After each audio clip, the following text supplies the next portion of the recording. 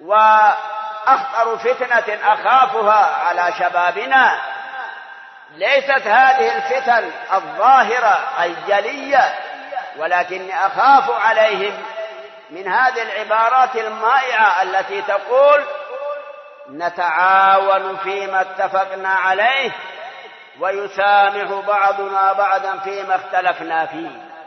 هذه العبارة هذه اللينة تقضي على الأمر بالمعروف والنهي عن المنكر والحب في الله والبغض في الله والتناصح، بل الناس لا تتعرض بعضها لبعض.